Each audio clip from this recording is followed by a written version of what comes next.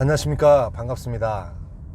2020년 8월 31일 8월의 마지막 날입니다. 아침에 이렇게 출근하고 있는 길이고요. 강변북로가 역시나 차가 좀 많습니다. 지식산업센터에 대한 이야기를 참 오랫동안 하는데요. 이제 이런 증상들에 대해서도 이렇게 조금씩 제가 관심이 많이 생기는 것 같아요. 지식산업센터는 사실 기업체 입장에서 이렇게 업무를 할 수 있는 공간으로서는 그 어떤 건물보다 탁월합니다.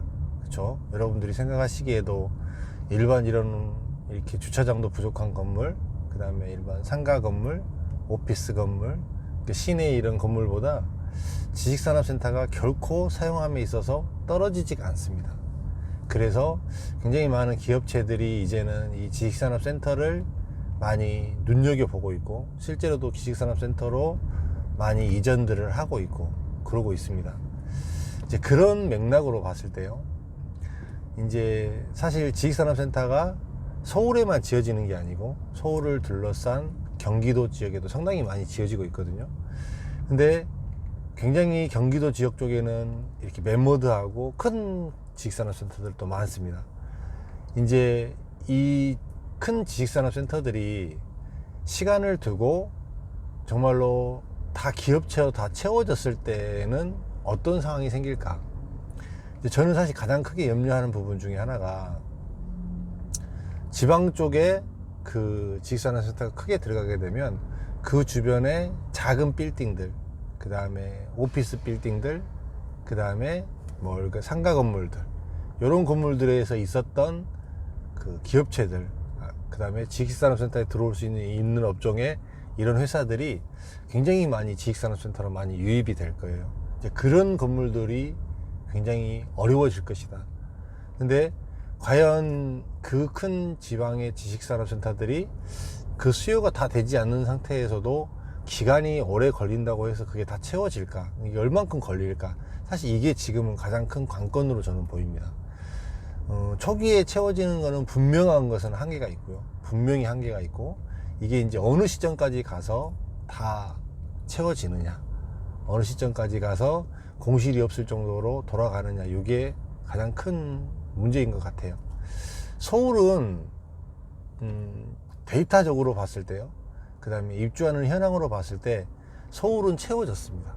서울은 그 시간이 그렇게 오래 걸리지 않고 채워졌습니다. 그래서 굉장히 좀 고무적이었고요. 사실은 서울도 마찬가지로 그 지식산업센터가 들어가는 주변에 계시던 이런 건물들은 실질적으로 이 지식산업센터로 많이 유입이 돼 버리기 때문에, 그런 부분에 있어서 아까 이야기 드렸던 그 주변에 있는 건물들의 공실은 좀 염려를 해야 되지만, 그래도 서울 시내에서 지식산업센터가 차지하는 이런 사무실로서의 입지는 굉장히 쾌적하고 좋고, 주차하기 좋고, 그 다음에 사업하기 좋고, 그 다음에 서울 시내에서 또 지식산업센터가 있었던 준공업지역의 위치들이 거의 대부분 또 인력 수급하기에 나쁘지 않은 지역이고요.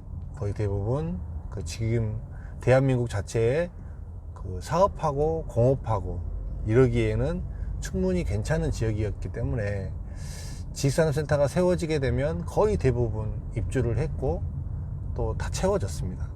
근데 이제 참 오랜 시간 동안, 2000년 초반, 90년대 후반부터 2000년대 초반 현재까지 시작해서 굉장히 많은 중공업 지역의 부지들이 지식산업센터로 대체가 됐습니다. 거의 대부분 사실은 지식산업센터로 대체가 됐고, 이제 다른 것들이 사실은 들어가려고 하면 이제 땅값 대비했을 때 사업 수지가 나오지 않기 때문에 지식산업센터로밖에 대체가 안 되는 이런 현상들을 보였는데, 그럼으로 인해서 굉장히 좋고 큰 땅들이 우선적으로 개발이 됐습니다. 사실은 그거는 그럴 수밖에 없잖아요. 왜 그러냐면 사업을 하는 사람 입장에서는 좋은 땅에다가 더 좋은 가격에 이렇게 짓고 싶은 마음이 있기 때문에, 실제로도 데이터적으로 봐도 굉장히 좋은 땅들에서 먼저 개발이 되었고, 좋은 땅들이 대부분 다 지식산업센터로 채워진 케이스가 많습니다.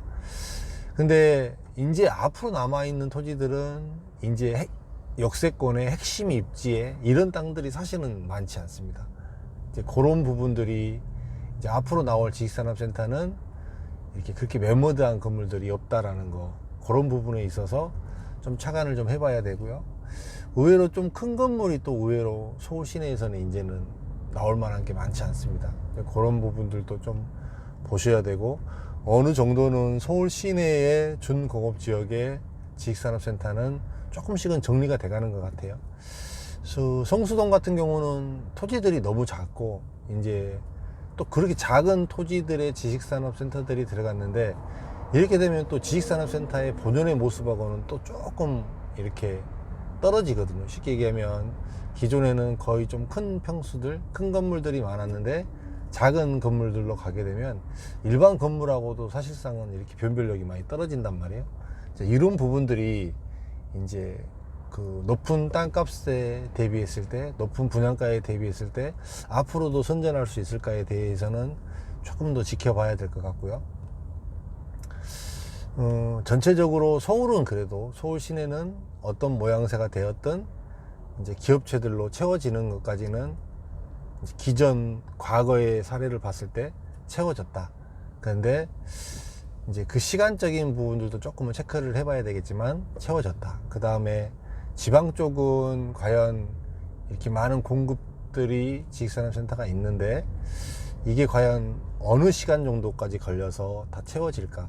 요게 이제 저는 이 현업에 있는 사람으로서 이 지식산업센터가 앞으로 나가는 방향에 있어서 굉장히 많이 궁금하고, 굉장히 제가 또 꼭 확인하고 싶은 내용 중에 사실은 하나입니다. 갑자기 이렇게 지식산업센터에 대한 수요, 이거는 사실은 정책적인 변화였거든요. 정책적인 변화로 정말로 더 이상 어디다 투자할 곳이 없어서 갑자기 급조된 수요였어요. 이 급조된 수요로 인해서 많은 지식산업센터가 지어지고 있고, 또 마찬가지로 투자할 곳이 없기 때문에 실질적으로 사업하는 사람 입장에서도 지식산업센터를 굉장히 좋게 보고 사업을 시작을 했는데, 이제 모든 것이 그렇잖아요. 맨 위에서부터 보는 거거든요. 쉽게 얘기하면 이거를 지식산업센터를 지었을 때 이게 사업성이 있느냐, 분양성이 있느냐, 돈이 되느냐, 내 돈을 빼는데 문제가 없느냐 있느냐, 이 부분. 쉽게 얘기하면 돈을 빌려주는 그 PF를 해주는 금융사, 그 다음에 이 사업을 시행하는 시행사, 그 다음에 건설사, 이 사람들이 여기 맨 위쪽에서 지금 구상하고 있는 것들이 갈수록 지식산업센터에 대한 사업 검토를 조금은 긍정적인 것보다 이렇게 조금은 리스크적으로 이렇게 해석을 하고 있다라는 것들이 조금은 감지가 돼요. 이제 과거보다 훨씬 PF 하기가 어려워지고 있고, 그 다음에 건설사에서도 이렇게 사업을 가게 되면 이거에 대한 분양성에 대한 어떤 조치를 취할 것이냐, 어떻게 분양성에 대해서 담보할 수 있을 것이냐에 대한 고민을 상당히 많이 하게 됩니다. 이제 이 부분은 무슨 말이냐면, 그만큼 누구나 생각하는 것처럼 앞으로는 쉽지 않겠다라는 생각들을 맨 위에서는 하고 있다라는 것입니다. 그게 이제 비단 맨 위의 생각이 그렇기 때문에 저는 가장 정확하다고 보거든요. 왜 그러냐면 그거는 자본주의 세상이기 때문에 이 돈의 논리로 움직입니다. 돈의 논리로 움직이고, 그 맨 위에서 돈에 대해서, 돈을 회수하는 데 있어서, 이익을 버는 데 있어서 리스크가 있다고 보게 되면 또 부동산 시장은 다른 쪽으로 분명히 물꼬가 트일 확률이 높습니다. 이런 부분들을 한번 체감해 봤을 때 지식산업센터가 앞으로 어디까지 갈 것인지, 어떤 모습으로까지 최종적으로 이렇게 안착이 되고 최종적으로는 어떤 모습이 될 것인지, 이 단기간에 이렇게 많은 투자 수요가 들어옴으로 인해서 이 모습이 과연 지식산업센터에 어떤 모양새를 남길 것인지, 이거에 대해서 저는 사실은 이 현업에 있고 지식산업센터 한 분야만 했던 사람으로서 참 이렇게 예의주시되고 또 어떻게 돌아갈지에 대해서 제가 꼭 확인하고 체크하려고 하고 있습니다. 그런 부분들에 대해서 조금 영상으로 좀 더 다뤄드리고, 입주하고 있는 체크가 되는 것들, 이런 것들도 조금씩 이야기를 한번 해드리도록 하겠습니다. 차가 조금 많이 막혀서 한번 영상 한번 찍어봤습니다. 내일부터는 또 벌써 9월입니다. 찬바람도 났고, 올여름에는 참 비가 많이 와서요, 여름 같지 않게 이렇게 홀떡 지나갔습니다. 그랬죠? 찬바람이 났는데 어제 저녁에는 조금 썰랑썰랑 하더라고요. 건강 조심하시고요.